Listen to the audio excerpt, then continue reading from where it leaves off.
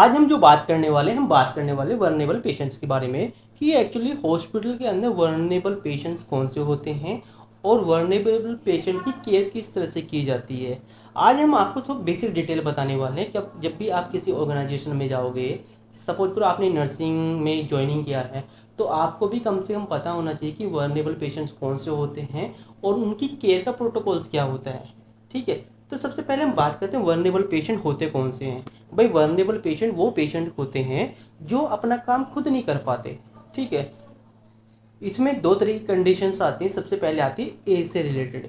As से related क्या होता है, यदि कोई चिल्ड्रन 12 ईयर से छोटा है, यानी कोई भी बच्चा है ऐसा है वो 12 साल से छोटा है, और कोई भी मैन हो अगर वो 65-60 से बड़ा है, 12 अगर कोई 12 साल से छोटा है और 65 साल से बड़ा है, तो ये आपके वर्नेबल में आते हैं। इस तरह के पेशेंट को क्या करते हैं, आप कभी अकेला नहीं छोड़ते। सपोज इनको वॉशरूम में जाना है, इनको मूवमेंट करना है, इनको अपने बेड से नीचे उतरना है, या फिर इनको वॉशरूम भी जाना है, तो उस कंडीशन में इनके साथ में एक मेंबर रहेगा।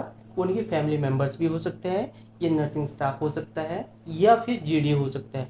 लेकिन आप इनको अकेला नहीं छोड़ोगे। इसका रीज़न क्या है, क्यों नहीं छोड़ोगे? जो भाई आपको पता है, अगर छोटे बच्चे को आप छोड़ोगे, या कोई आपका 65 से अब है 70 ईयर एज का कोई कैंडिडेट है, जैसे आप कुछ भी छोड़ोगे तो गिर जाएगा नीचे, और अगर नीचे गिर गया तो फुल इंसिडेंस में काउंट हो जाएगा। तो इसलिए क्या करेंगे, आप इस तरह के पेशेंट को नहीं छोड़ोगे। सेकंड आते हैं कोमोर्बिड कंडीशंस। जैसे आपने देखा होगा कुछ पेशेंट काफ़ी ज़्यादा बीमार होते हैं, ठीक है, वो आ गए। उसके बाद patient with the imbalance energy, ये भी क्या होते हैं, इनके भी गिरने के चांसेस बहुत ज़्यादा बढ़ जाते हैं। Patient on the sedative medicine, ये बहुत ज़रूरी है। इसका क्यों, अगर किसी पेशेंट को सेडेटिव मेडिसिन मिली है, उस कंडीशंस में क्या होता है, उसे थोड़ा कन्फ्यूज़न रहता है, और वो जैसे अपने बेड से उतरने की कोशिश करेगा वो नीचे गिर सकता है। ठीक है, और उसे कोई भी हार्म भी हो जाएगा। मैंने भी एक जगह ऐसे देखा था कि एक पेशेंट था, वो न्यूरो डिपार्टमेंट में था।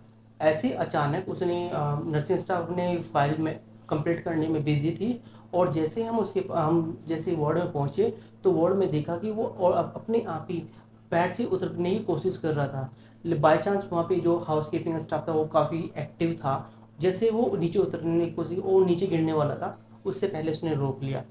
तो अगर वो नीचे गिर जाता तो उसके साथ भी काफ़ी बड़ा इंसिडेंट होने वाला था। तो इस तरह के पेशेंट को हम सबसे ज़्यादा केयर करते हैं। Next, patient require रिस्टेंट for the management. अब आपको यहाँ पे एक चीज़ नहीं दिख रहा है, वो रिस्टेंट क्या होता है। रिस्टेंट पेशेंट कौन से होते हैं, काउंट तो वेरिएबल में कर रहे हैं। आपने कभी कभी देखा होगा जब आप न्यूरो डिपार्टमेंट में जाते हैं ना, कुछ पेशेंट ना उठ उठ के भागने की कोशिश करते हैं, होता है कभी कभी, और वो अचानक से आपको पता जो आपका बेड होता है दोनों साइड में उसमें रेलिंग हो लगी भी होती है सपोर्ट के लिए। अब उसमें कहीं पे भी फंस के भी नीचे गिर सकता है। तो जब हम किसी पेशेंट को रिस्टेंट करते हैं, रिस्टेंट हम दो तरह से करते हैं, फिजिकली करते हैं और केमिकली करते हैं। नेक्स्ट वीडियो में मैं इसके बारे में बताने वाला हूँ, क्योंकि ये टॉपिक बहुत ज़्यादा इंपॉर्टेंट है। रिस्टेंट के बारे में आपसे पूछा जाएगा। ठीक है, next, patient with the circulatory compromise, patient prone to the dehydration. कुछ पेशेंट काफ़ी ज़्यादा वीक होते हैं, उनको भी आपको देखना होता है। नेक्स्ट, कुछ पेशेंट ऐसे होते हैं जिन्हें फिजिकली चैलेंजेस होता है। ठीक है, अब देखो कोई पेशेंट ऐसा वो ऑर्थोपेडिक इशू है, उसको वो चल फिर नहीं सकता अपने आप, देखा, उस पेशेंट को भी एक सपोर्ट की जरूरत होती है। उस patient unable to perform daily activity, कुछ पेशेंट ऐसे होते हैं अपने बेड से नीचे खड़ा ही नहीं हो पाते, तो उस कंडीशन में आप देखा होगा कि हाउस कीपिंग और नर्सिंग सब काफ़ी सपोर्ट करते हैं, उसको वॉशरूम जाने के लिए, उसे फ्रेश कराने के लिए, उसको बाथिंग प्रोसेस कराने के लिए, उस फूड खिलाने के लिए वो हेल्प करते हैं ना। उसके बाद नेक्स्ट आता है आपका डी क्रिटिकल केयर पेशेंट्स, यानी जो पेशेंट आपके आईसीयू में एडमिट होते हैं वो भी आपके वेंडोवेल में आते हैं। ठीक है, उसके बाद पीडियाट्रिक में आते हैं, वो भी आपके आते हैं। फिर ये मेनली आपको वही पेशेंट आएंगे, जैसे सपोज करो ये आप कभी भी देख लेना, जो पेशेंट आपके 12 साल से छोटे हों और जो 65 साल से बड़े, वो वर्नेबल में आएंगे। यदि कोई प्रेग्नेंट लेडी है वो वर्नेबल में आएगी। यदि कोई पेशेंट आपका कार्डियो ऑर्थोपेडिक इशू है उसे, वो आपका वर्नेबल आएगा।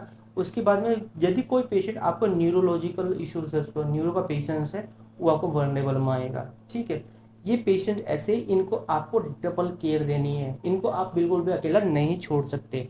Next, importance of the identification vulnerable patient. भाई पहली बात तो ये है, हम आइडेंटिफाई क्यों करते हैं वर्नेबल पेशेंट को। आपने देखा होगा भाई, मैं ये चाहता हूँ उसके साथ में कोई भी मिस हैपनिंग नहीं हो, इसलिए हम वर्नेबल पेशेंट को आइडेंटिफाई करते हैं। Next, prevent medication error. हम सबसे पहले देखते हैं अगर कोई वर्नेबल पेशेंट है उसके साथ कभी भी मेडिकेशन एरर ना हो। अगर ऐसा होता है तो उसे कोई ना कोई स्ट्रॉन्ग हार्म होने के चांसेस बहुत ज़्यादा हैं। Next, ensure safety and comfort.